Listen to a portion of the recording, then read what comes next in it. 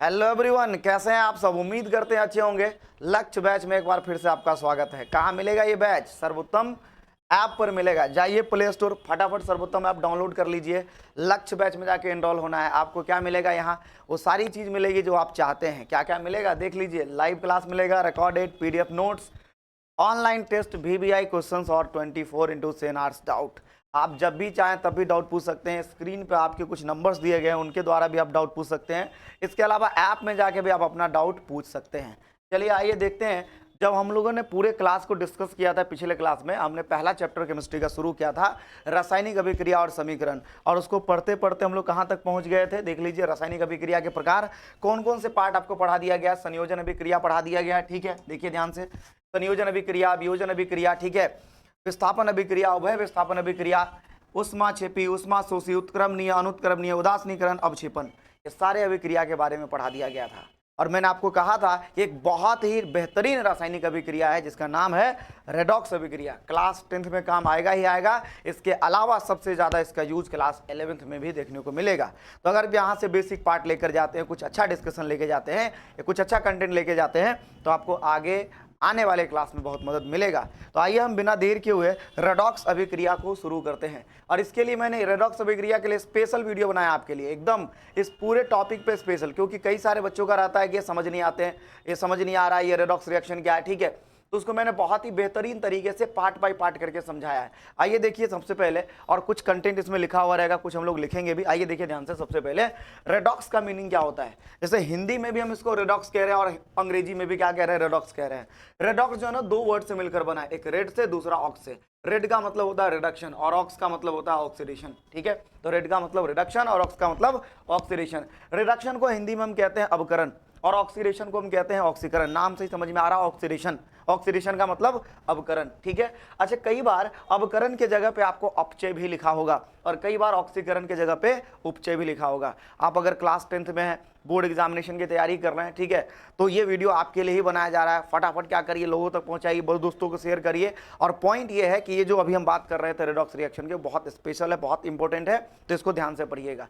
जैसे आप question bank में देखिएगा, क्वेश्चन मिलेगा उपचय और अपचय के ऊपर, है कि नहीं। तो इस क्वेश्चन को ध्यान से देखना है और टॉपिक को आगे बढ़ाना है। आइए, रेडॉक्स अभिक्रिया किसे कहते हैं? ऐसी रासायनिक अभिक्रिया जिसमें ऑक्सीकरण और अपकरण दोनों साथ साथ में होता है, ठीक है, एकदम साथ साथ में होगा।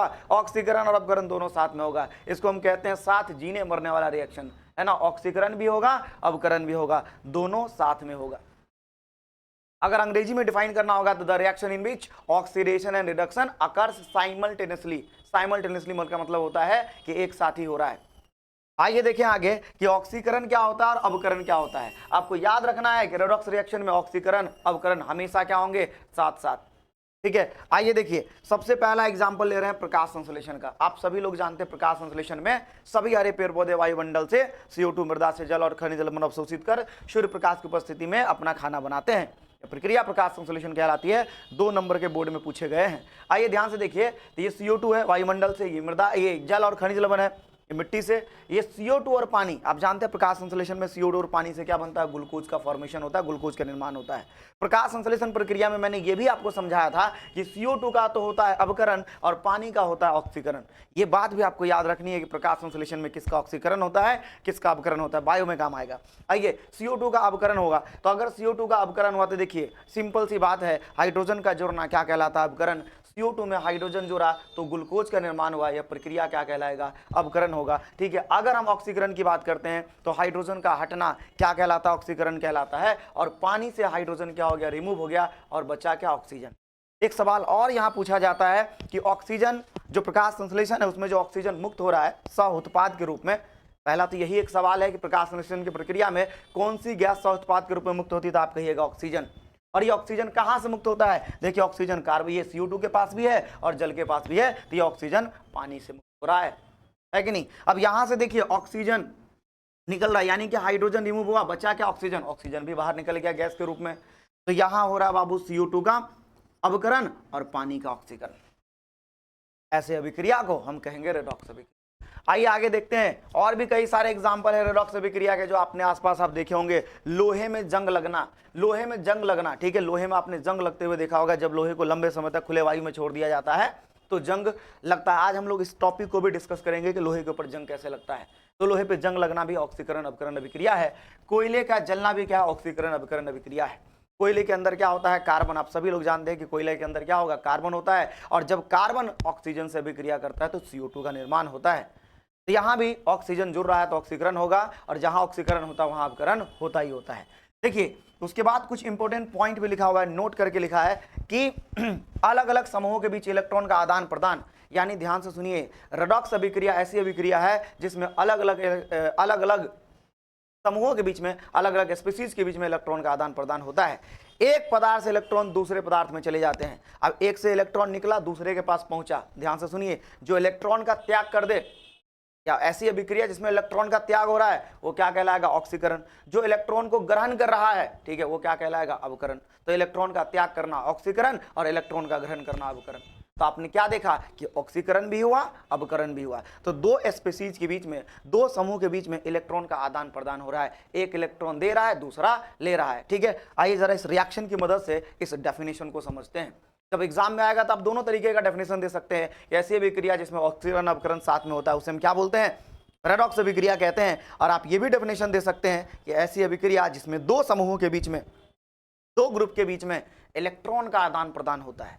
ध्यान दे, ये रिएक्शन की मदद से हम समझेंगे। देखिए यहां जिंक है, और जिंक की जो ऑक्सीकरण संख्या होती है वो 0 होती है। अभी आपको ऑक्सीकरण संख्या के बारे में अंदाजा नहीं होगा, मैं आपको बता दूं, इसको अंग्रेजी में हम ऑक्सीडेशन नंबर कहते हैं। इसको निकालने के लिए कई सारे रूल डिफाइन किए जाते हैं जो आपको अगेन क्लास 11th में काम में आएगा।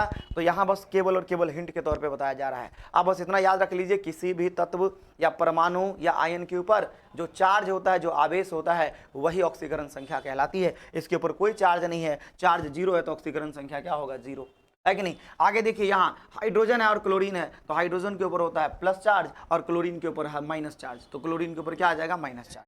तो हाइड्रोजन के ऊपर प्लस चार्ज, क्लोरीन के ऊपर माइनस चार्ज। तो यहाँ हाइड्रोजन का ऑक्सीकरण संख्या 1 है। ध्यान दीजिए कि ये जिंक ने क्या किया, इलेक्ट्रॉन त्याग कर दिया, ठीक है। तो जिंक ने इलेक्ट्रॉन का त्याग किया तो जिंक के ऊपर आ गया +2 चार्ज। तो जिंक के ऊपर कितना चार्ज, +2 का चार्ज आ गया। तो जिंक ने इलेक्ट्रॉन का त्याग किया तो इसके ऊपर आ गया +2 चार्ज। अब मेरी बात ध्यान से सुनिए, इलेक्ट्रॉन का त्याग किया गया है, इसने इलेक्ट्रॉन किसको दे दिया, इसने इलेक्ट्रॉन क्लोरीन को दे दिया, ठीक है। दूसरी बात ध्यान से सुनिए कि यहाँ ये आपका क्या है, इसने जिंक ने इलेक्ट्रॉन हाइड्रोजन को दे दिया, सॉरी। अब यहाँ देखिए जिंक ने इलेक्ट्रॉन का त्याग किया, ये बना Zn+। अब यहाँ देखिए हाइड्रोजन ये +1 में था, इसने इलेक्ट्रॉन को ग्रहण किया और हाइड्रोजन ग्रहण होकर किस में कन्वर्ट हो गया, हाइड्रोजन गैस में। इस रिएक्शन को आप अच्छे से जानते हैं कि जब भी कोई धातु अम्ल से अभिक्रिया करता है तो हाइड्रोजन गैस को क्या कर देता है, या हाइड्रोजन को विस्थापित करता है और हाइड्रोजन गैस के रूप में मुक्त हो जाती है। गुरु मंत्र के फॉर्म में मैंने आपको बताया था। यहाँ देखिए जिंक ने इलेक्ट्रॉन त्याग किया तो जिंक के ऊपर आ गया +2 चार्ज, हाइड्रोजन ने इलेक्ट्रॉन लिया, इसके ऊपर आ गया 0 चार्ज। अब जिंक इलेक्ट्रॉन का त्याग कर रहा है, इसका मतलब यहाँ क्या हो रहा है, ऑक्सीकरण, और हाइड्रोजन इलेक्ट्रॉन को ग्रहण कर रहा है, इसका मतलब यहाँ हो रहा है अवकरण। यानी दो अलग अलग समूहों के बीच में इलेक्ट्रॉन का ग्रहण करना या इलेक्ट्रॉन का त्याग करना ही क्या कहलाता है, रेडॉक्स अभिक्रिया कहलाता है। आइए आगे देखते हैं, इसमें और भी कई सारा डिटेल अपने को देखना है, और बारी बारी से पहले हम करेंगे ऑक्सीकरण की बात और फिर हम करेंगे अवकरण की बात। देखिए दो कंसेप्ट है, एक तो पुराना कंसेप्ट है ऑक्सीकरण के बारे में, एक मॉडर्न कंसेप्ट है, आधुनिक कंसेप्ट है। सबसे पहले हम प्राचीन कंसेप्ट को या प्राचीन सिद्धांत को ही देखते हैं। तो पहला देखिएगा ध्यान से कि ऑक्सीजन का जुड़ना, ध्यान से देख लीजिए, ऑक्सीजन का जुड़ना, ऑक्सीजन का जुड़ना क्या कहलाता है, ऑक्सीकरण। पहले आप एक एक लाइन समझ लीजिए, बाद में फिर हम लोग समरी करेंगे। आइए देखिए, तो ऑक्सीजन का जुड़ना क्या कहलाएगा, ऑक्सीकरण। ये मैग्नीशियम है, मैग्नीशियम जब ऑक्सीजन से अभिक्रिया करता है तो क्या बनेगा, मैग्नीशियम। अब यहां देखिए, पहले मैग्नीशियम अकेला था, अब मैग्नीशियम ऑक्सीजन के साथ है कि नहीं। अब मैग्नीशियम ऑक्सीजन के साथ है, पहले हम भी अकेले थे, आज किसी के साथ है। आइए ध्यान दीजिए, मैग्नीशियम ऑक्सीजन के साथ जुड़ा, क्या बनेगा, मैग्नीशियम ऑक्साइड। अब मैग्नीशियम ऑक्साइड यानी कि ऑक्सीजन का जुड़ना क्या कहलाया, ऑक्सीकरण कहलाया। यहाँ आप देख सकते हैं ऐसे कई सारे एग्जाम्पल लिखे हैं। सल्फर जब ऑक्सीजन से अभिक्रिया करता है सल्फर डाइऑक्साइड बनाता है, नाइट्रोजन ऑक्सीजन से अभिक्रिया करके नाइट्रस ऑक्साइड बना रहा है, कार्बन ऑक्सीजन से अभिक्रिया करके कार्बन डाइऑक्साइड बना रहा है। ये सभी में ऑक्सीजन ऐड हुआ तो क्या कह देंगे, ऑक्सीकरण। अब देखिए अगला स्टेप आपको देखिए यहाँ लिखा हुआ है कि हाइड्रोजन का हटना।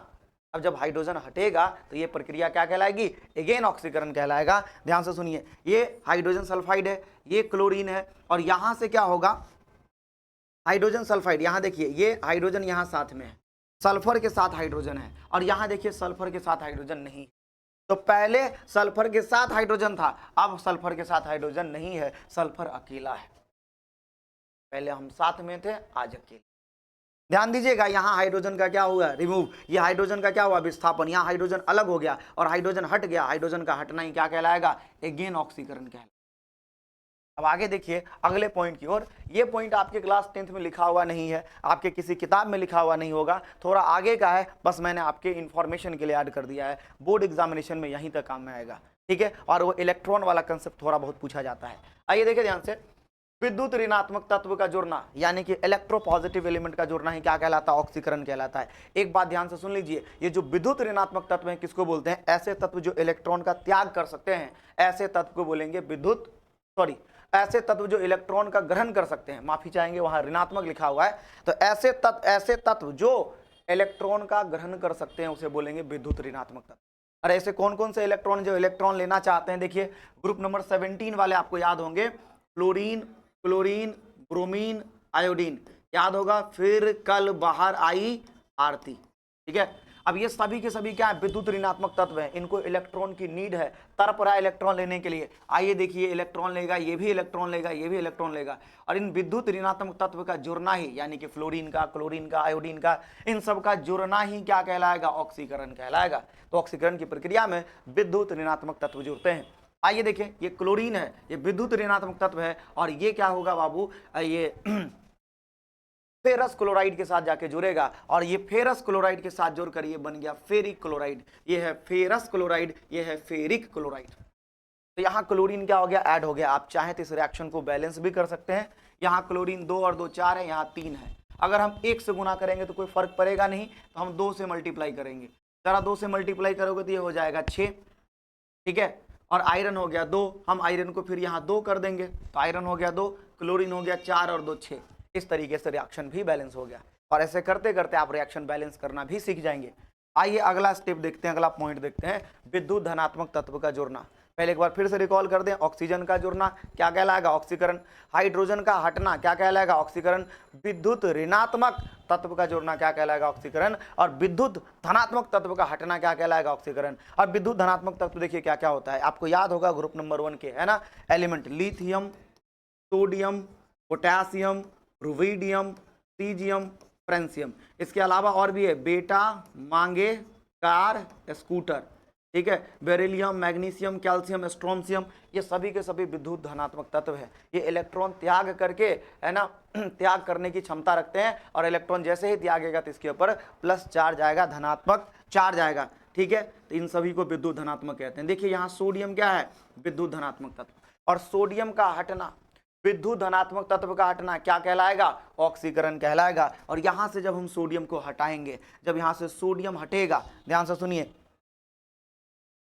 तो विद्युत धनात्मक तत्व का हटना। तो देखिए पहले आयोडीन के साथ क्या है, सोडियम, यहां आयोडीन क्या है, अकेला है। अब यहां देखिए आयोडीन के साथ सोडियम था, अब आयोडीन क्या है, अकेला है। इसका मतलब यहां क्या हुआ, ध्यान से देखिएगा, इसका मतलब क्या हुआ, 1 मिनट, इसका मतलब क्या हुआ कि पहले आयोडीन के साथ सोडियम था, अब सोडियम क्या है, अकेला है। इस रिएक्शन को अगर आप समझना चाहते हैं तो देखिए ध्यान से, ये जो सोडियम है ये पानी के, ये H2O2 जिसको बोलते हैं हाइड्रोजन परऑक्साइड, इसमें OH के साथ रिएक्ट कर लिया और आयोडीन को रिमूव कर, ये आयोडीन के साथ, आयोडीन से ये साथ जो आयोडीन के साथ ये जुड़ा हुआ था, जिसके कारण ये क्या है, यहाँ देखिए ये यहाँ से हटा, ठीक है, और इसके साथ आके जुड़ गया OH के साथ। तो यहाँ से ये नाइट्रोजन, ये सोडियम हटा और OH के साथ जुड़ गया, आयोडीन रह गया अकेला। अब समस्या इस बात से आती है कि सर क्या अकेला एक नाइट्रोजन, ये सोडियम H2O2 के साथ कैसे रिएक्ट कर लिया, और यहाँ सोडियम हाइड्रोक्साइड का फॉर्मेशन कैसे हुआ। देखिए ध्यान से, यहाँ कितने, 2 हाइड्रोजन 2 ऑक्सीजन है, और यहाँ में कितना दिखाया गया, 1 हाइड्रोजन 1 ऑक्सीजन। एक काम करते हैं, इसको 2 से मल्टीप्लाई करते हैं। जब इसको 2 से मल्टीप्लाई करिएगा तो सोडियम हो गया 2, ऑक्सीजन भी 2, हाइड्रोजन भी 2, ओके, देख लीजिए दोनों तरफ बराबर हो गया। अच्छा यहाँ देखिए आयोडीन कितना है, 1, यहाँ आयोडीन 2 है, फिर इसको 2 से मल्टीप्लाई करेंगे तो आयोडीन 2 हो गया, सोडियम इधर भी 2 हो गया, सोडियम इधर भी 2। अब रिएक्शन को बैलेंस करने के बाद आपको क्लियरली पता चल रहा होगा कि 2 सोडियम 2 OH के साथ रिएक्ट करके सोडियम हाइड्रोक्साइड का निर्माण किया और आयोडीन अकेला पड़ गया। तो हम कह सकते हैं कि विद्युत धनात्मक तत्व का हटना ऑक्सीकरण कहलाता है। चलिए आगे देखिए, आगे है ये आपके काम का है, इस चीज को जरूर आप याद रखिएगा, ये इंपॉर्टेंट है, ठीक है। और इधर देख लीजिए, ये 2 पॉइंट इंपॉर्टेंट है क्लास 10th के लिए, जहां जहां IMP लिख रहे हैं वो क्लास 10th के लिए बहुत इंपॉर्टेंट है, और ये आपके आगे के क्लास के लिए है। लेकिन कई बार क्या होता है ना कि हमें पता नहीं चलता कौन ऑक्सीकारक है कौन अपकारक है। इस बात पे भी आएंगे, इसीलिए ये रिएक्शन लिखना भी जरूरी है, ये पॉइंट समझना भी जरूरी है। चलिए आगे देखते हैं। अब अगला देखिए, इलेक्ट्रॉन का त्याग होना।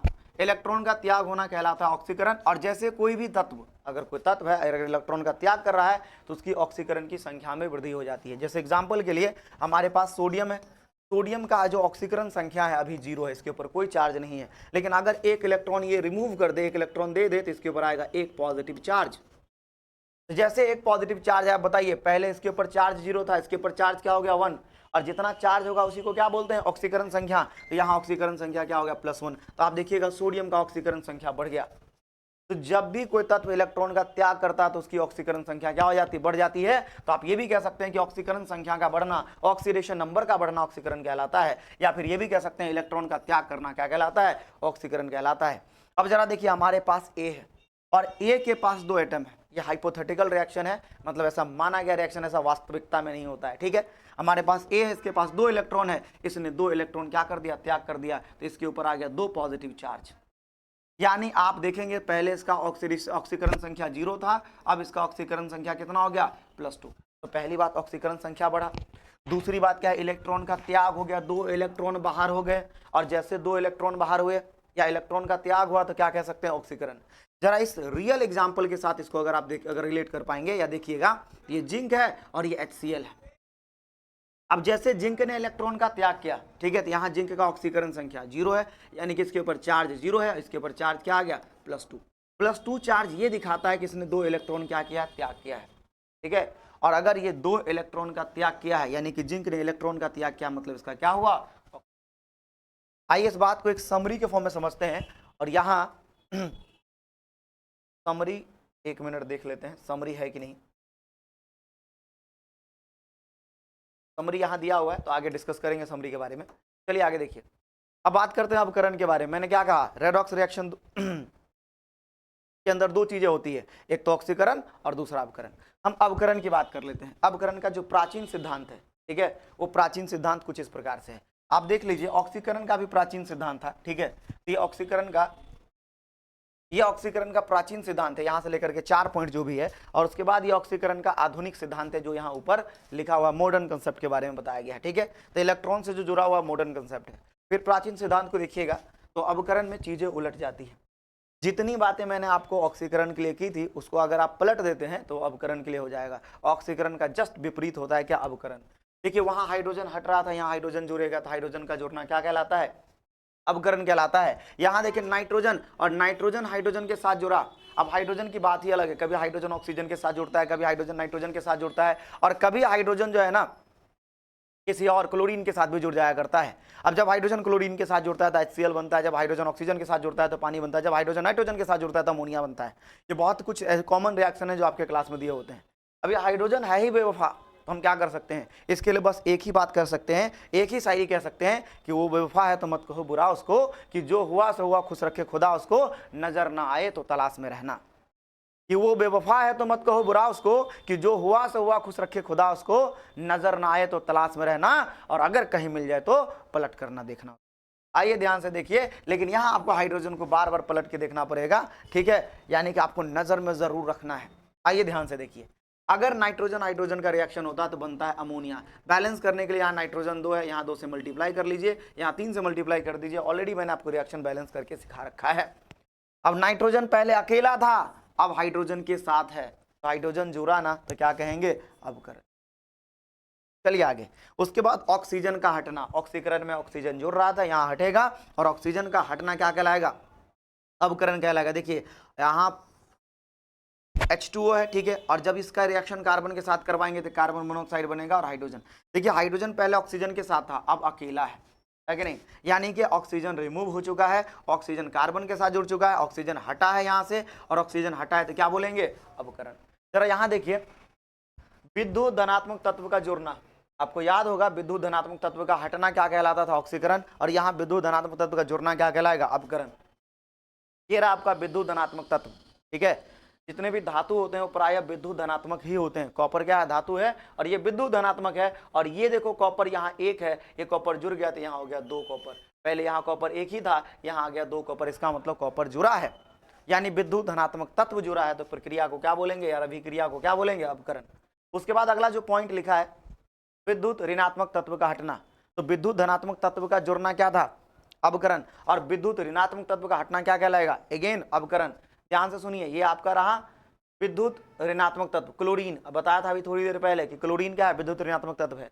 यहां से देखिए ये जो रिएक्शन है इसमें ये फेरिक क्लोराइड है, और यहां से क्लोरीन हट गया तो क्या बना, फेरस क्लोराइड, और यहां से क्लोरीन जो निकला हुआ हाइड्रोजन के साथ रिएक्ट कर लिया, है ना। क्लोरीन का हम तो जाएंगे सनम, है ना, हाइड्रोजन को भी ले जाएंगे, और ध्यान से सुनिए क्लोरीन हाइड्रोजन को लेकर HCl बनाया। तो आप यहां से देख सकते हैं कि क्लोरीन हट गया, और क्लोरीन क्या है, विद्युत ऋणात्मक तत्व है, और विद्युत ऋणात्मक तत्व का हटना क्या कहलाता है, अपकरण कहलाता है। चलिए आइए पॉइंट पे, अगले पॉइंट पे आते हैं, लास्ट पॉइंट है इसमें, ठीक है। और आधुनिक सिद्धांत है अपकरण का, और यहाँ ये कहा गया है कि इलेक्ट्रॉन ग्रहण करना, जैसे वहां क्या था, इलेक्ट्रॉन का त्याग करना ऑक्सीकरण कहलाता है, और इलेक्ट्रॉन ग्रहण करना क्या कहलाता है, बताइए, अपकरण कहलाता है। और जब भी कोई तत्व इलेक्ट्रॉन का ग्रहण करता है तो उसकी ऑक्सीकरण संख्या घट जाती है। जैसे मान लीजिए हमारे पास सोडियम प्लस के फॉर्म में है, यानी इसकी ऑक्सीकरण संख्या +1 है, और अगर ये इलेक्ट्रॉन गेन कर लेता है तो ये बन जाएगा बाबू सोडियम का परमाणु, और इसके ऊपर कोई चार्ज नहीं आएगा, 0। अगर 0 चार्ज है तो इसकी ऑक्सीकरण संख्या 0 हो गई। +1 से कहाँ चला गया, 0 में, तो ऑक्सीकरण संख्या घटा या बढ़ा, तो हम कहेंगे ऑक्सीडेशन नंबर, यानी कि ऑक्सीकरण संख्या घटा, और ऑक्सीडेशन या ऑक्सीकरण संख्या का घटना ही क्या कहलाएगा, अपकरण कहलाएगा। अब देखिए यहाँ क्या है, ये B नाम का एटम है, इसने इलेक्ट्रॉन लिया, तो B ने 1 इलेक्ट्रॉन लिया तो इसके ऊपर क्या आ जाएगा, 1 नेगेटिव चार्ज, ठीक है। पहले इसकी ऑक्सीकरण संख्या 0 थी, अब इसकी ऑक्सीकरण संख्या -1। तो कोई भी तत्व जब इलेक्ट्रॉन ग्रहण करता है तो उसकी ऑक्सीकरण संख्या घट जाती है, जब देता है तो बढ़ जाती है। आइए ध्यान से सुनिए, इस रिएक्शन को समझते हैं, ठीक है। अब देखिए यहाँ हाइड्रोजन का ऑक्सीकरण संख्या +1 है, और यहाँ हाइड्रोजन अपने मूलभूत अवस्था में है, यानी कि गैसीय अवस्था में, ओरिजिनल फॉर्म में है, तो यहाँ इसके ऊपर चार्ज है 0, तो इसकी ऑक्सीकरण संख्या हो गई 0। अब यहाँ से हम ये कह सकते हैं कि इसने क्या किया, इलेक्ट्रॉन लिया होगा, इसके ऊपर पॉजिटिव चार्ज है, इसके ऊपर नेगेटिव होता है, हम जानते हैं। इसने 1 इलेक्ट्रॉन लिया होगा तब इसके ऊपर चार्ज क्या आया, 0, और इलेक्ट्रॉन लिया है इसलिए क्या बोलेंगे, अपकरण बोलेंगे। अब ये जितनी बातें मैंने करी है ना, वो सारी बातें आपको समझानी है, और उस सारी बातों को हम यहाँ समझेंगे। एक बात मैंने आपको ये भी कहा था कि ऑक्सीकरण अपकरण सदैव साथ साथ होते हैं, इस बात को भी थोड़ा एग्जाम्पल के साथ समझ लेते हैं। देखिए ध्यान से, हमारे पास ये आपका क्या है, फेरस सल्फेट, और ये है एल्युमिनियम, ठीक है, ये है फेरस सल्फेट और ये क्या है, एल्युमिनियम। और यहाँ देखिए ये जो एल्युमिनियम होता है वो बहुत ज़्यादा रिएक्टिव होता है, बहुत ज़्यादा अधिक अभिक्रियाशील होता है। आपको याद है हमने आपको अभिक्रियाशीलता या क्रिया सक्रियता श्रेणी में बताया था, केदारनाथ का मामा आलू जरा फीका पकाता है ना। तो अगर आप याद होगा आपको, तो केदारनाथ का मामा आलू जरा फीका पकाता है, याद है। आप देखिए एल्युमिनियम ऊपर है और आयरन नीचे है, तो जो सबसे नीचे होता है वो कम अभिक्रियाशील, और जो ऊपर होता है वो अधिक अभिक्रियाशील होता है। अब अगर ये एल्युमिनियम अधिक अभिक्रियाशील है तो एल्युमिनियम आयरन को क्या कर देगा, लोहा को क्या कर देगा, विस्थापित, है ना। और जैसे ये लोहा को विस्थापित किया, लोहा रह गया अकेला, और ये देखो एल्युमिनियम सल्फेट के साथ जुड़कर यहाँ एल्युमिनियम सल्फेट बनेगा, देख लीजिए, ठीक है। यहाँ एल्युमिनियम सल्फेट बनेगा, देख लीजिएगा ध्यान से, ठीक है। तो आयरन रह गया अकेला और यहाँ बना एल्युमिनियम सल्फेट, ठीक है, एल्युमिनियम सल्फेट। अच्छा, एल्युमिनियम की वैलेंसी होती है +3 और सल्फेट की वैलेंसी होती है -2। क्रॉस मल्टीप्लाई करेंगे तो यहाँ आ जाएगा 2 और सल्फेट के साथ आ जाएगा आपका 3, सल्फेट के साथ पूरा रिएक्शन आएगा 3। आप इसको अगर बैलेंस करने की कोशिश करेंगे आप, ठीक है, तो इसको कैसे बैलेंस किया जाएगा, देखिए ध्यान से। पहले हम नंबर्स को मिटा देते हैं, ओरिजिनल फॉर्म में रिएक्शन करवाते हैं, ठीक है। अब आप इसको बैलेंस करेंगे, ठीक है। अब देखिए हमारे पास एल्युमिनियम यहाँ कितना है, यहाँ 1 है, और यहाँ कितना है, 2 है, तो इसको हम पहले 2 से मल्टीप्लाई कर लेते हैं, ठीक है। आगे देखेंगे कैसे नंबर चेंज होता है। यहाँ सल्फर कितना है, 3 है, यहाँ सल्फर कितना 1 है, इसको हम 3 से मल्टीप्लाई कर लेते हैं। जब इसको 3 से मल्टीप्लाई करेंगे तो सल्फर 3 और ऑक्सीजन यहाँ 4 तिया 12 है, तो यहाँ भी हो जाएगा 4 तिया 12। आयरन यहाँ 3 है, तो इस तरीके से हम इसको बैलेंस, ठीक है। ये रिएक्शन क्या हो गया, बैलेंस हो गया। अब इस रिएक्शन को समझते हैं। यहाँ से क्या हुआ, देखिए ये आयरन सल्फेट था, यानी इसके साथ देखिए ऑक्सीजन भी जुड़ा हुआ था, और यहाँ से क्या हुआ कि ऑक्सीजन भी जुड़ा हुआ था, तो यहाँ से ऑक्सीजन हट गया, ठीक है, आयरन रह गया अकेला। तो ऑक्सीजन हटा, और ऑक्सीजन हटा इसलिए क्या बोलेंगे, है ना, ऑक्सीजन हटा इसलिए क्या बोलेंगे, अपकरण। लेकिन एल्युमिनियम के साथ क्या हुआ, ये ऑक्सीजन ऐड हो गया, तो एल्युमिनियम के केस में ऑक्सीजन जुड़ा तो क्या कहेंगे, ऑक्सीकरण। तो आप देख रहे हैं इस रिएक्शन में क्या हो रहा है, ऑक्सीकरण भी हो रहा है और अवकरण भी हो रहा है, और ऐसे रिएक्शन को हम क्या कहते हैं, रेडॉक्स अभिक्रिया कहते हैं। चलिए आगे देखिए, यहाँ हाइड्रोजन सल्फाइड और ये क्लोरीन है, तो यहाँ से हाइड्रोजन देखिए, ये हाइड्रोजन सल्फर के साथ हाइड्रोजन है और यहाँ सल्फर क्या अकेला है, तो हाइड्रोजन हटा तो क्या कहेंगे, ऑक्सीकरण, और क्लोरीन यहाँ अकेला है लेकिन यहाँ क्लोरीन हाइड्रोजन के साथ है, इसमें हाइड्रोजन जुड़ा है तो क्या बोलेंगे, अवकरण। तो आप इस रिएक्शन में भी देख रहे हैं कि ऑक्सीकरण अवकरण क्या हो रहा है, साथ साथ हो रहा है ना। तो इस रिएक्शन में आप देख सकते हैं क्लियरली कि ऑक्सीकरण अवकरण साथ साथ हो रहा है। चलिए आगे बढ़ते हैं और एक बार फिर से रिकॉल करते हैं उन सारी बातों को जो मैंने आपको बताया था। आइए माइंड मैप के द्वारा समझते हैं ऑक्सीकरण। अगर मैं आपको याद भी करवा दूं ना, तो ऑक्सीकरण में क्या होता है, दो चीजें जुड़ती है, ठीक है। एक क्या, ऑक्सीजन जुड़ता है, देखिए पहला पॉइंट ऑक्सीजन जुड़ता है। दूसरा पॉइंट आपको यह याद रखना है, ठीक है, इसमें विद्युत ऋणात्मक तत्व भी जुड़ता है। ये दो पॉइंट है, और बाकी जितनी भी चीजें हमने बात करी थी सारी चीजें क्या होती है, निकलती है। तो ऑक्सीजन का जुड़ना क्या कहलाएगा, ऑक्सीकरण। विद्युत ऋणात्मक तत्व का जुड़ना क्या कहलाएगा, ऑक्सीकरण। और इलेक्ट्रॉन का हटना, देखिए इलेक्ट्रॉन का हटना ऑक्सीकरण, विद्युत ऋणात्मक तत्व का हटना ऑक्सीकरण, हाइड्रोजन का हटना क्या कहलाएगा, ऑक्सीकरण। और आगे बढ़िए, यह है अवकरण। अवकरण में क्या होगा, वहां क्या हो रही, दो चीजें जुड़ रही थी, ठीक है। यहाँ देखिए क्या क्या जुड़ेगा, यहाँ देखिए पहली बात हाइड्रोजन का जोड़ना, दूसरी बात विद्युत धनात्मक तत्व का जोड़ना, और तीसरी बात इलेक्ट्रॉन का जोड़ना। तीनों बातें आपको क्या करनी, याद रखनी है। और बाकी चीज क्या होगा, हटेगा। एक चीज जुड़ रहा है तो दूसरा चीज क्या होगा, हटेगा। ऑक्सीजन का हटना, विद्युत ऋणात्मक तत्व का क्या हटना। अब आपके काम के लिए क्या है, देखिए ध्यान से, आपको क्या करना है, कितना याद रखना है वो देख लीजिए। सबसे पहले मैं आपको एक टेबल बनाता हूँ, ठीक है। इस टेबल में कितना याद रखना है देख लीजिए। सबसे पहले हमने किया था किसके बारे में बात, ऑक्सीकरण के बारे में बात किया था। तो आइए ऑक्सीकरण के बारे में सबसे पहले हम बात कर रहे हैं, ठीक है। उसके बाद हम किसके बारे में बात कर रहे हैं, अवकरण के बारे में, ठीक है। इसमें क्या होता है, देखिए ऑक्सीकरण में क्या हो रहा है, ऑक्सीजन का जुड़ना, ठीक है। ऑक्सीजन जुड़ेगा, बाकी चीजें हटेगी। देखिए हाइड्रोजन हटना, इलेक्ट्रॉन हटना, इन दोनों का हटना क्या कहलाएगा, ऑक्सीकरण कहलाएगा। ऐसे याद रखिए, ठीक है। तो ऑक्सीजन का जुड़ना ऑक्सीकरण, हाइड्रोजन और इलेक्ट्रॉन का हटना क्या कहलाएगा, ऑक्सीकरण कहलाएगा। और ऑक्सीकरण का जस्ट उल्टा क्या हो जाएगा, अवकरण। तो आइए उल्टा करते हैं, यहाँ ऑक्सीजन जुड़ रहा है, यहाँ ऑक्सीजन हटेगा, ऑक्सीजन का हटना, ठीक है। यहाँ देखिए हाइड्रोजन इलेक्ट्रॉन हट रहा है, यहाँ हाइड्रोजन और इलेक्ट्रॉन क्या होगा, जुड़ेगा।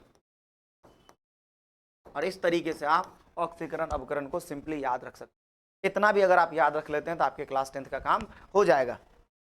चलिए आगे देखते हैं, यहाँ कुछ पॉइंट्स लिखा हुआ है, इसके बारे में हम बात करेंगे, ठीक है। सबसे पहले यहाँ लिखा ऑक्सीकारक और अवकारक, ये बहुत इंपॉर्टेंट है, इसको समझना बहुत जरूरी है हमारे लिए। आइए देखते हैं, ऑक्सीकारक के बारे में बात करेंगे और अवकारक के बारे में। ऑक्सीकारक को अंग्रेजी में कहते हैं ऑक्सीडाइजिंग एजेंट, या फिर बोलते हैं ऑक्सीडेंट, ठीक है। या तो ऑक्सीडाइजिंग एजेंट कहिए या तो ऑक्सीडेंट कहिए, किसको, ऑक्सीकारक को।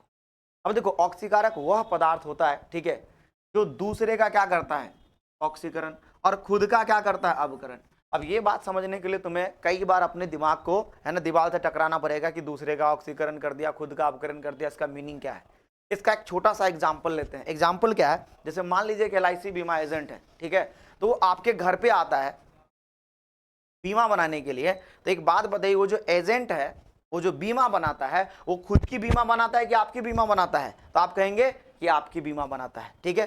तो ध्यान से सुनिए, वो एजेंट खुद की बीमा तो बनाएगा नहीं, वो दूसरे का बीमा बनाता है। तो अगर कोई दूसरे का बीमा बनाता है, ठीक है, तो उसे क्या बोलते हैं, LIC का अगर आदमी है तो LIC बीमा एजेंट है कि नहीं। तो जो दूसरे का बीमा बनाता है उसे बीमा एजेंट कहते हैं। इसी तरीके से जो दूसरे का ऑक्सीकरण करता है उसे ऑक्सीकारक कहते हैं। तो जो दूसरे का ऑक्सीकरण करेगा उसे क्या कहेंगे, ऑक्सीकारक, और जो खुद का अवकरण करेगा उसे भी क्या कह देंगे, ऑक्सीकारक। अंडरस्टूड वाली बात है, दूसरे का ऑक्सीकरण कर रहा है तो खुद का तो अवकरण ही करेगा ना, खुद का क्या करेगा, अवकरण। तो ध्यान से सुनिए, वह पदार्थ जो दूसरे का ऑक्सीकरण करता है। अब इसमें कई सारे बातें छुपी हुई है। दूसरे का ऑक्सीकरण करता, खुद का क्या करता, अवकरण। खुद का अवकरण और ऑक्सीकरण का मीनिंग पता है, ऑक्सीकरण में ऑक्सीजन जुड़ेगा, हाइड्रोजन इलेक्ट्रॉन हटेगा, अवकरण में हाइड्रोजन हटेगा, अवकरण में ऑक्सीजन हटेगा, हाइड्रोजन इलेक्ट्रॉन जुड़ेगा। ये भी बात है कि वह पदार्थ, ठीक है, जिनका क्या, देखिए वह पदार्थ जो दूसरे का ऑक्सीकरण खुद का अवकरण करता है। तो ध्यान से सुनिएगा, जो ऑक्सीकारक होता है ना, उसका हमेशा क्या होगा, अवकरण, ठीक है। तो ऑक्सीकारक का अवकरण होगा, इसका मतलब क्या, यह वह पदार्थ है जिसका अवकरण हो रहा है, मतलब इसमें ऑक्सीजन हटेगा। तो अगर किसी पदार्थ से ऑक्सीजन हट रहा है, ठीक है, तो उसे बोल देंगे ऑक्सीकारक, ठीक है। अगर किसी पदार्थ में हाइड्रोजन इलेक्ट्रॉन जुड़ रहा है, ठीक है, तो उसे बोल देंगे ऑक्सीकारक, है ना। ये भी बात कई बार लिखा हो सकता है कि वह पदार्थ जो ऑक्सीजन का त्याग कर दे, वह पदार्थ जो ऑक्सीजन का त्याग कर दे उसे कहेंगे ऑक्सीकारक। वह पदार्थ जो हाइड्रोजन इलेक्ट्रॉन को ग्रहण कर ले, है ना, ये त्याग ग्रहण लिख देते हैं, आपको याद रहेगा, त्याग कर दे या फिर ग्रहण कर ले, उसे आप क्या कहेंगे, उसे आप ऑक्सीकारक कहेंगे। ठीक है, इस तरीके से भी डेफिनेशन दिया जा सकता है। आपको बस यही याद रखना है कि वह पदार्थ जो दूसरे का ऑक्सीकरण करता है, अगर दूसरे का ऑक्सीकरण करेगा तो खुद का क्या करेगा, अवकरण। आइए एक एग्जाम्पल से समझते हैं। हमारे पास यहाँ पोटेशियम आयोडाइड है, पोटेशियम आयोडाइड ने क्लोरीन से रिएक्शन किया। ठीक है, अब यहाँ देखिए ये क्लोरीन जो है ना अधिक अभिक्रियाशील होती है, आयोडीन क्या है, कम अभिक्रियाशील। तो क्लोरीन क्या करेगा, आयोडीन को लात मार के बाहर कर देगा। अब अधिक अभिक्रियाशील कम अभिक्रियाशील को आप जानते हैं, हर समंदर की यही कहानी है कि हर बड़ी मछली छोटी मछली को खा जाती है। यहाँ देखिए क्लोरीन अधिक अभिक्रियाशील है और आयोडीन कम अभिक्रियाशील है। यहाँ से क्लोरीन क्या करेगा, आयोडीन को विस्थापित करेगा और क्लोरीन फिर, है ना, पोटेशियम के साथ रिएक्ट करेगा, तो ये बनेगा KCl और यहाँ आयोडीन बाहर निकल जाएगा। रिएक्शन को आप बैलेंस भी कर सकते हैं, कई सारा बैलेंसिंग कर चुके हम। देखिए ध्यान से, अब यहाँ अगर चेक करेंगे तो ये जो पोटेशियम है इसका ऑक्सीडेशन नंबर +1 है। ठीक है, और यहाँ पोटेशियम का ऑक्सीडेशन नंबर +1 है, कोई दिक्कत नहीं है। यहाँ देखिए आयोडीन का ऑक्सीडेशन नंबर क्या है, यहाँ -1, यहाँ क्या है 0। अभी मुझे समझना ये है कि किसका ऑक्सीकरण हुआ और किसका अवकरण हुआ। देखिए पहली बात, अगर आप ऐसे समझते हैं कि ये क्या है, विद्युत ऋणात्मक तत्व, और विद्युत ऋणात्मक तत्व किसके साथ जुड़ गया, है ना, पोटेशियम के साथ। तो विद्युत ऋणात्मक तत्व का जोड़ना, काफी चाहेंगे, विद्युत ऋणात्मक तत्व का जोड़ना। ठीक है, तो विद्युत ऋणात्मक तत्व का जोड़ना क्या कहलाता है, अवकरण कहलाता है। ठीक है, तो विद्युत ऋणात्मक तत्व का जोड़ना क्या कहलाएगा, अवकरण। और यहाँ क्या, विद्युत ऋणात्मक तत्व किसके साथ जोड़ रहा है, तो अवकरण कहलाएगा। या फिर आप ये भी बोल सकते हैं, ठीक है, कि यहाँ क्लोरीन का ऑक्सीडेशन नंबर 0 है और यहाँ क्लोरीन का ऑक्सीडेशन नंबर -1 है। तो यहाँ देखिए ऑक्सीडेशन नंबर घटा और ऑक्सीडेशन नंबर का घटना क्या कहलाएगा, अवकरण। तो ये जो अवकरण हुआ है तो वह पदार्थ जिसका अवकरण होता है उसी को क्या बोलते हैं, ऑक्सीकारक। और यहाँ क्लोरीन क्या है, ऑक्सीकारक है।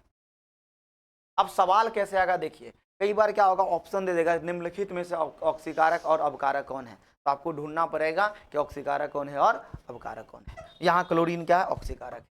आगे देखिए कि हम अवकारक की बात करते हैं। देखिए वह पदार्थ, डेफिनेशन देखिएगा, वह पदार्थ जो दूसरे का अवकरण करता है और खुद का क्या करता है, ऑक्सीकरण। ठीक है, अवकारक में कहानी क्या हो जाएगी, उल्टी। आपको देखिए ध्यान से, पहले आपको ऑक्सीकरण याद करना है, उसका उल्टा कर दीजिएगा तो अवकरण याद हो जाएगा। आपको अवकारक याद करना है, उसका उल्टा कीजिएगा तो पहले आपको ऑक्सीकारक याद करना है, फिर उल्टा कीजिएगा तो अवकारक याद हो जाएगा। तो आइए अवकारक क्या होगा, वह पदार्थ जो दूसरे का अवकरण करता है। नाम से ही समझ में आ रहा है, अवकारक, है ना, अवकरण करने वाला, जो दूसरे का अवकरण कर दे उसी को अवकारक है। ठीक है, आइए ध्यान से देखिए, और खुद का क्या करेगा, ऑक्सीकरण। कैसे, देखिए फिर वही रिएक्शन है। इस रिएक्शन में आप देखिएगा तो आयोडीन के ऊपर चार्ज कितना होता है, -1। यहाँ आयोडीन के ऊपर चार्ज कितना है, 0। अगर कोई माइनस से 0 में आ रहा है तो माइनस से 0 आने के लिए 1 जोड़ना पड़ेगा, यानी 1 बढ़ाना पड़ेगा, तब जाके 0 आएगा। तो यहाँ देखिए ऑक्सीकरण संख्या बढ़ा है और ऑक्सीकरण संख्या का बढ़ना क्या कहलाएगा, ऑक्सीकरण कहलाएगा। और वह पदार्थ जिसका ऑक्सीकरण हो रहा है, देखिए ध्यान से, है ना, वह पदार्थ जिसका ऑक्सीकरण हो रहा है, ठीक है, खुद का क्या हो रहा है, ऑक्सीकरण, तो वह पदार्थ जिसका ऑक्सीकरण हो रहा है उसको बोलेंगे अवकारक। तो यहाँ आयोडीन का हो रहा है ऑक्सीकरण, इसलिए आयोडीन क्या है, अवकारक है। एक लाइन में अगर मैं आपको समझाऊं कि एक लाइन में क्या पॉइंट है और क्या याद रखना है, ध्यान से सुनिएगा। एक लाइन में पॉइंट ये याद रखना है आपको कि ऑक्सीकारक का, ध्यान से सुनिएगा, ऑक्सीकारक का और अवकारक का, ऑक्सीकारक का अवकरण होता है, सॉरी ऑक्सीकारक का अवकरण होता है, सही है, ऑक्सीकरण का अवकरण होता है और अवकारक का ऑक्सीकरण होता है, उल्टा याद रखना है। ठीक है, बस इतना याद रखिएगा, काम हो जाएगा। अवकारक जिसका ऑक्सीकरण होता है, ऑक्सीकारक जिसका अवकरण, बस ये उल्टा याद रखना है। या तो आप ऐसे याद रख लीजिए या नहीं तो आप ऐसे याद रखिए, वह पदार्थ जो दूसरे का ऑक्सीकरण करता है ऑक्सीकारक, जो दूसरे का अवकरण करता है अवकारक। आप ऐसे भी याद रख सकते हैं, मर्जी आपका है, दोनों तरीके से आप याद रख सकते हैं। ठीक है, अब कुछ थ्योरेटिकल हिस्सा और है जिसको हम बहुत ब्रीफ में समझने वाले हैं और वो सारा पॉइंट कवर करेंगे जो आपके बुक में दिया हुआ है, एनसीईआरटी में दिया हुआ है या भारतीय वन में दिया है या किसी और किताब में दिया हुआ है। ठीक है, आइए जरा देखें। अब देखते हैं कि ऑक्सीकरण अवकरण का हमारे दैनिक जीवन में क्या प्रभाव है, क्या उपयोग है, क्या ऑक्सीकरण अवकरण हमारे दैनिक जीवन को प्रभावित कर सकता है, क्या हमारे दैनिक जीवन में ऑक्सीकरण अवकरण हो सकता है क्या। है ना। आप कई जगह पे आप ऑक्सीकरण अवकरण का उपयोग देखते हैं। चलिए आइए देखिए एग्जाम्पल के साथ शुरू करते हैं। भोजन का पचना, है ना। अब भोजन के पचने का मीनिंग क्या है कि जब हम भोजन को ग्रहण करते हैं तो जो हमारा पाचन तंत्र है वो भोजन को क्या करता है ना, कोशिकाओं में पहुंचा देता है। तो पाचन तंत्र में रसांकुर पाए जाते हैं, और जो रसांकुर समझते हैं ना, ये छोटी आंत में जो उंगली नुमा संरचना पाई जाती है, तो छोटी आंत में जो उंगली नुमा संरचना पाई जाती है उसी को रसांकुर कहते हैं, और वो भोजन का अवशोषण करके कोशिकाओं में पहुंचाने का काम करता है। और एक बार भोजन कोशिका में पहुंच गया, देखिए भोजन का मुख्य अवयव क्या है, ग्लूकोज। और एक बार भोजन कोशिका में पहुंच गया तो ऑक्सीजन से अभिक्रिया कर, ठीक है, CO2 और H2O का निर्माण करता है। अब जानते हैं CO2 H2O से ग्लूकोज और ऑक्सीजन बना था प्रकाश संश्लेषण की प्रक्रिया में, और यही क्या होगा कि जो ग्लूकोज और ऑक्सीजन आपस में अभिक्रिया करके CO2 H2O बनाएंगे। साथ ही साथ वहां ऊर्जा देनी पड़ी थी, यहाँ ऊर्जा क्या होगा, उत्सर्जित होगी, तो कुछ आपको ऊर्जा भी मिलेगा, है ना। और इसी ऊर्जा का इस्तेमाल करके हम दैनिक जीवन के सारे कार्यों को करते हैं, बोलने चलने फिरने, ठीक है, ये सारा काम हम किसके द्वारा करते हैं, इसी ऊर्जा के द्वारा। अब यहाँ देखिए, यहाँ ऑक्सीजन ऐड हुआ, ऑक्सीजन जुड़ा, ठीक है, ऑक्सीजन ऐड हुआ, ऑक्सीजन जुड़ा, तो क्या कहेंगे, ऑक्सीकरण अवकरण यहाँ देखने को मिल रहा है। तो हम कह सकते हैं कि ये भी हमारा ऑक्सीकरण अवकरण का एग्जाम्पल है। तो भोजन का पचना क्या, ऑक्सीकरण अवकरण का एग्जाम्पल। दूसरा है भोजन का दुर्गंधित होना, ठीक है। इसमें तो बड़ी लॉजिकल बात हो जाती है, बहुत एकदम चिढ़ वाली बात भी हो जाती है। जैसे मान लीजिए कि आपके पड़ोस में पार्टी चल रहा है या भोज हुआ, हमारा तो भोज होता है, ठीक है, भोज हुआ, आपके पड़ोसी के यहाँ भोज चल रहा है, ठीक है, एकदम लोग जश्न मना रहे हैं और आपको नहीं बुलाया, ठीक है, और एकदम बहुत लजीज खाना बनाया, समझिए 56 प्रकार का खाना, 56 भोग बना, एकदम भांति भांति प्रकार के डिशेज बने हैं, और आपका जीभ जो एकदम पूरा सलाइवा छोड़ ही रहा है, मतलब कि लार शराबित कर रहा है। समझिए कि 1 घंटे में 1 लीटर शराबित कर दिया। वैसे तो पूरा दिन में 1 लीटर लार शराबित होता है, लेकिन 1 घंटे में ही कर दिया, समझ जाइए, इतना आपका मन कर रहा है उस चीज़ को खाने का, ठीक है। लेकिन फिर आपके पड़ोसी ने आपको इन्वाइट नहीं किया था, आपको बुलाया भी नहीं, तो आप गए नहीं। अगले दिन क्या हुआ कि वो खाना आपके घर के बगल में ही फेंकेगा। क्यों? क्योंकि वो खाना बचेगा, और बचा हुआ खाना आपके घर के बगल में फेंक दिया। आप सोच रहे थे हमें खिला ही देता, है कि नहीं, लेकिन आपके घर के बाहर में फेंक दिया। अब उस खाने के अंदर क्या है कि तेल की मात्रा ज़्यादा होगी, है कि नहीं। वैसे आप जब खाना बनाते हैं तो उसमें तेल यूज ही करते हैं। अब ये जो तेल है, जो वसा है, वो ऑक्सीजन से अभिक्रिया करेगा, क्योंकि आसपास वायुमंडल में ऑक्सीजन है, और वो खाना वायुमंडल में फेंक दिया, वातावरण में फेंक दिया गया है, आपके आसपास फेंक दिया गया है। तो ऑक्सीजन से वो जो तेल और वसा है वो ऑक्सीकृत होकर, ठीक है, भोजन को दुर्गंधित कर देगा, भोजन को फ्लेवरलेस कर देगा, यानी स्वादहीन कर देगा। कई बार आप देखते होंगे कि बाराती उराती में जब आप जाइएगा तो खाना आपको लेट से मिलेगा। अब लेट से जब खाना मिलेगा तो उसमें टेस्ट ही नहीं रहता, स्वादहीन, क्योंकि वो जो वसा है, तेल है, वो ऑक्सीजन से रिएक्ट कर चुका होता है, तो स्वादहीन हो जाया करता है, ठीक है। और ये भी हमारा क्या है, ऑक्सीकरण अवकरण का अभिक्रिया है। क्यों? ऑक्सीजन से अभिक्रिया हुआ है। तो देखिए भोजन में होते हैं तेल, ठीक है, और तेल ऑक्सीजन से अभिक्रिया कर वो टूट जाता है, घटित हो जाता है, और फिर वो दुर्गंधित भी हो जाएगा, जिसके कारण जैसे वसा टूटेगा, भोजन होगा जब दुर्गंधित, और साथ ही साथ स्वादहीन भी हो जाएगा। सोचिए अगर ऑक्सीकरण नहीं होता, अवकरण नहीं होता, ठीक है, तो भोजन खराब नहीं होता, लंबे समय तक भोजन ठीक रहे। चलिए आगे देखिए, अगला कुछ थ्योरेटिकल पार्ट है ना, इसी में कि भोजन दुर्गंधिता को कैसे बचाया जा सकता है, ठीक है। हम अगर भोजन दुर्गंधिता से बचाना चाहते हैं तो हम ऐसा करेंगे कि ऑक्सीकरण हो ही ना, है ना, ऑक्सीकरण अवकरण की अभिक्रिया ना हो, रेडॉक्स रिएक्शन ही ना हो। अगर रेडॉक्स रिएक्शन नहीं होगा तो भोजन दुर्गंधित भी नहीं होगा। उसके लिए हम क्या करते हैं, ऑक्सीडेंट का यूज करते हैं, एंटीऑक्सीडेंट का यूज करते हैं। एंटी का मतलब होता है विपरीत, ऑक्सीडेंट मतलब जो ऑक्सीकरण की क्रिया को रोक दे, उसी को बोलेंगे एंटीऑक्सीडेंट। कई सारे एंटीऑक्सीडेंट है मार्केट के अंदर, देखिएगा, सोडियम बेंजोएट है, सोडियम मेटासल्फेट है, ठीक है, सिट्रिक अम्ल है, इन सब का इस्तेमाल किया जाता है एंटासिड के रूप में, ताकि ऑक्सीकरण की प्रक्रिया ना हो और भोजन दुर्गंधित ना हो। जैसे देखिए और भी कुछ एग्जाम्पल दिया हुआ है, देखिए ध्यान से। एक तो पहली बात कि भोजन में क्या करते हैं हम लोग, एंटीऑक्सीडेंट मिला दिया जाता है। जैसे कई सारा जो पैक्ड फूड आता है उसके अंदर एंटीऑक्सीडेंट मिलाया जाता है। जैसे आप देखिएगा कुरकुरे, चिप्स, इन सब के अंदर भी एंटीऑक्सीडेंट मिलाया जाता है, गैस भी मिलाया जाता है, यहाँ लिखा हुआ होगा, ठीक है। साथ ही साथ अगर किसी भी चीज को दुर्गंधित होने से बचाना है तो उसे हम कर देंगे अति शीतलित, है ना, सुपर कूल कर देंगे, या बहुत ज्यादा कूल कर देंगे, ठंडा कर देंगे। जैसे फ्रिज में किसी चीज को रख देते हैं तो वो लंबे समय तक खराब नहीं होता है। क्यों? क्योंकि अधिक कम या बहुत कम तापमान में, ठीक है, जो माइक्रोब्स है, जो सूक्ष्म जीव है, वो वृद्धि नहीं करते, ठीक है। तो अधिक या कम टेम्परेचर में सूक्ष्म जीव वृद्धि नहीं करेंगे तो जो भोजन है वो खराब भी नहीं होगा। साथ ही साथ कम टेम्परेचर पर ऑक्सीजन रिएक्ट भी नहीं करेगा। आइए देखिए, उसके बाद प्रकाश से दूर रखकर, अगर आप प्रकाश से दूर रखेंगे तो कई बार क्या होता है कि प्रकाश से ऊर्जा या उष्मा मुक्त होती है और ऑक्सीजन फट से रिएक्ट कर लेता है। और आप किसी चीज को अगर अंधेरे में रखते हैं तो वो लंबे समय तक क्या रहेगा, सुरक्षित रहेगा, वहां ऑक्सीकरण अवकरण नहीं हो सकता। चलिए आगे, इसके बाद वायु अवरुद्ध करके, यानी कि एक ऐसा चीज या ऐसा क्या कहते हैं पैक कर, इस तरीके से पैक कर दीजिए कि हवा उसके अंदर ही ना जाए, और अगर हवा अंदर नहीं जाएगा, जैसे कई बार देखिएगा किसी चीज को बांध के रख दिया जाता है, तो बांध के रखा गया तो वो लंबे समय तक खराब नहीं होता, क्योंकि उसके अंदर हवा नहीं जाएगी, हवा नहीं जाएगी तो ऑक्सीजन से अभिक्रिया नहीं होगा, और ऑक्सीजन से जब अभिक्रिया नहीं होगा तो भोजन दुर्गंधित भी नहीं होगा। इसके अलावा देखिए तेल है, वसा है, ठीक है, तो तेल या वसा युक्त भोजन को नाइट्रोजन गैस की मदद से पैक किया जाता है। तो जितने भी तेलीय भोजन होता है या वसायुक्त भोजन होता है उसमें नाइट्रोजन गैस से पैक कर दिया जाता है, क्योंकि देखो नाइट्रोजन गैस जो है ना ऑक्सीजन से रिएक्शन करने नहीं देता। तो जो भोजन है, वसा है, अगर नाइट्रोजन है वहां तो ऑक्सीजन से रिएक्ट करने नहीं देता है, और ऑक्सीजन से विक्रिया नहीं होगी तो भोजन दुर्गंधित नहीं होगा। ये कुछ तरीका था जिससे हम भोजन की दुर्गंधिता को रोक सकते थे। सवाल ये आएगा आपके बोर्ड एग्जामिनेशन में कि भोजन दुर्गंधिता को किस तरीके से रोका जाता है, तो उनके एग्जाम्पल मैंने यहाँ लिखा। अगला देखिए ऑक्सीकरण अपकरण का जो एग्जाम्पल वो है दहन। दहन में भी ऑक्सीकरण हो रहा है। देखिए जैसे कार्बन है, कार्बन मतलब क्या, कोयला को जला रहे हैं या लकड़ी को क्या कर रहे हैं, जला रहे हैं, तो CO2 बनेगा। इसके अलावा एलपीजी, एलपीजी का जो मुख्य अवयव है, एक सवाल यहाँ भी बन जाता है, ठीक है, कि एलपीजी का मुख्य अवयव क्या है। जो टॉपिक है, लास्ट टॉपिक है एलपीजी, हमको लास्ट में पढ़ना है। तो आपसे पूछा जाएगा एलपीजी के अंदर मेनली क्या पाया जाता है, तो कहिएगा एलपीजी के अंदर ब्यूटेन पाया जाता है। C फॉर एस्टीन किसका फार्मूला, ब्यूटेन का, ठीक है। अब ये ब्यूटेन जब ऑक्सीजन से अभिक्रिया करेगा तो CO2 बनेगा, H2O बनेगा, साथ ही साथ आप जानते हैं ऊर्जा भी बनता है और कुछ मात्रा में प्रकाश भी रिलीज होती है, ठीक है। अब यहाँ मेरा कंसेप्ट ये है कि अगर ये ऑक्सीकरण नहीं होता तो ऊर्जा मुक्त नहीं होती है ना, ताप मुक्त नहीं होता, और अगर यहाँ ताप मुक्त नहीं होता तो हम खाना भी नहीं बना सकते थे, ठीक है।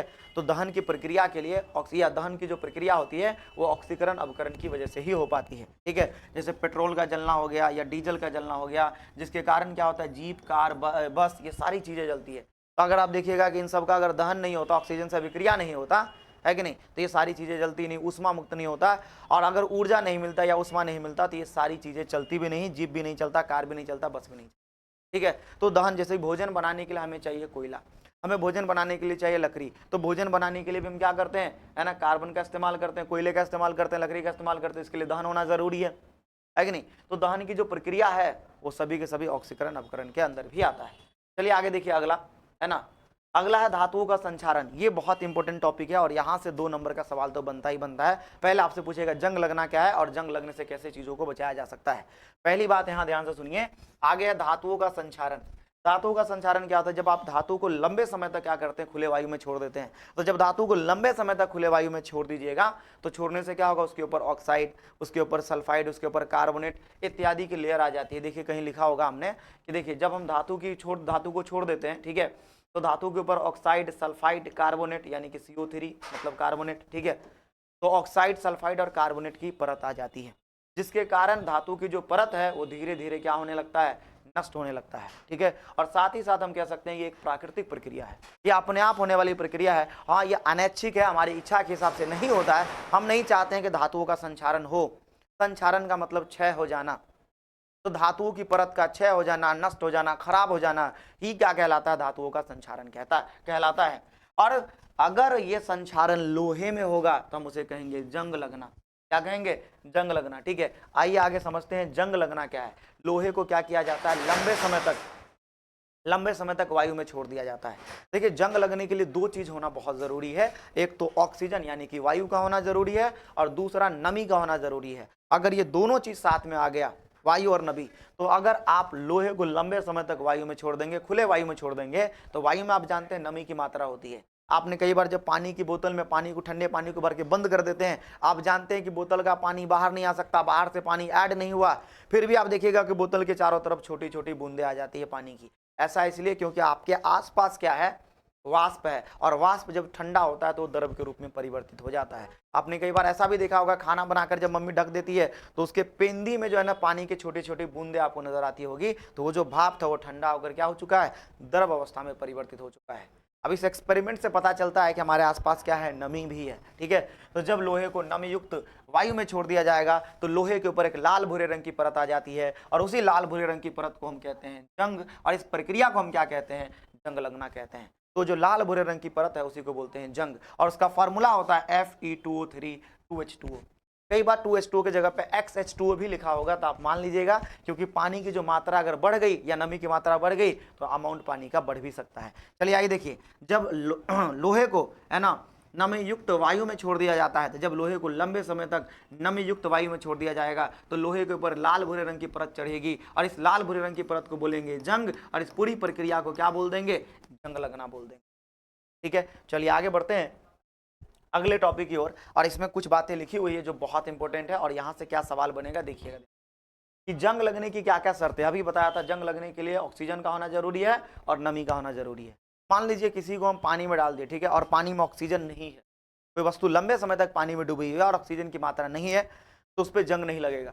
या कोई वस्तु को ऑक्सीजन के संपर्क में छोड़ दिया और वहां नमी नहीं है तो भी जंग नहीं लगेगा। ये दोनों कंडीशन का होना क्या है, जरूरी है। इसके ऊपर भी एक ऑब्जेक्टिव क्वेश्चन बना हुआ है, देखिएगा। ठीक है, जंग लगने से कैसे बचाया जा सकता है। जंग लगने से बचाने के लिए हम क्या करते हैं, जो धातु होता है उसके ऊपर तेल या ग्रीस लगा देते हैं। तेल लगाने से क्या होता है कि तेल जो है वो नमी का दुश्मन है ना। तेल पानी की कभी दोस्ती नहीं हो सकती है, एक दूसरे से अलग रहते हैं। ठीक है, तो अगर हम किसी धातु की सतह पर तेल लगा देते हैं, ठीक है, तो नमी यानी कि जल उससे अभिक्रिया नहीं करेगा, और जल और वायु अभिक्रिया नहीं करेगा, दोनों एक साथ, तब जाके नहीं करेगा तो जंग भी नहीं लगेगा। तो तेल लगाने से या ग्रीस लगाने से क्या होता है कि जो नमी है वो दूर रहता है उससे, और नमी जब दूर रहेगा तो लोहे के ऊपर जंग नहीं लगेगी। अच्छा, एक चीज और देखिएगा, साइकिल के बॉल बेरिंग में भी क्या किया जाता है, ग्रीस का इस्तेमाल किया जाता है। साइकिल्स के अंदर भी, वहां भी वो बॉल बेरिंग में जंग नहीं लगता, नहीं करेंगे इस्तेमाल तो जंग लग जाएगा। इसके अलावा देखिएगा जो साइकिल का जो चेन होता है उसके अंदर भी तेल वगैरह डाला जाता है ताकि उसके ऊपर जंग ना लगे। लंबे समय तक आप साइकिल को छोड़ दीजिएगा, तेल अगर वगैरह नहीं डालिएगा तो उसके ऊपर जंग लग जाता है। ठीक है, फिर आगे देखते हैं अगला पॉइंट, पेंट लगाकर। जब आप पेंट करते हैं, जैसे मान लीजिए लोहे का दीवार बनवाई या लोहे का दरवाजा हमारे पास, ठीक है, तो उस लोहे के दरवाजे पर लेट सपोज क्या करिए कि जंग से बचाना है उसको, तो जंग से बचाना तो उसके ऊपर क्या करेंगे, पेंट लगा देंगे। पेंट लगा देंगे तो क्या होगा, जो लोहा है वो वायु के संपर्क में नहीं आएगा, और जब वायु के संपर्क में नहीं आएगा तो ऑक्सीजन से अभिक्रिया नहीं होगी, अभिक्रिया नहीं होगी तो जंग भी नहीं लगेगा, है कि नहीं। हम लोग दिवाली में पेंट करवाते हैं, क्यों, है ना, हम लोग अपने घरों को पेंट करवाते हैं, घर के अंदर जो खिड़की होते हैं, जो लोहे की चीजें बनी हुई होती है, ठीक है, उस सब के ऊपर पेंट लगवाते हैं। देखिए हमारा टारगेट होता है पेंट लगवाने का, क्या ऐसा पेंट लगाइए पेंटर भैया ये देख पड़ोसिया जेल मर जाए, है कि नहीं, कि पड़ोसी देखते ही जल के मर जाए, ऐसा पेंट लगाइए। लेकिन वास्तविक में इसका जो साइंटिफिक रीजन है वो जंग लगने से बचाना होता है, पड़ोसी को जलाना नहीं होता है। तो हम पड़ोसी को जलाएंगे नहीं, लोहे को जंग से बचाएंगे, क्या लगाकर, पेंट लगाकर। इतना ही नहीं, अगला जो स्टेप है जिसके ऊपर सवाल बन चुका, ऑब्जेक्टिव क्वेश्चन आईएमपी लिख चुका हूं, लोहे का क्या किया जाता है, जस्तीकरण। जब हम लोहे का जस्तीकरण करते हैं तो जस्तीकरण का मतलब होता है, देखिए, लोहे के ऊपर जिंक की परत चढ़ाना। जब हम जो लोहे के ऊपर जिंक की परत चढ़ा देते हैं, वैद्युत अपघटन यानी कि वैद्युत अपघटन बोलते हैं,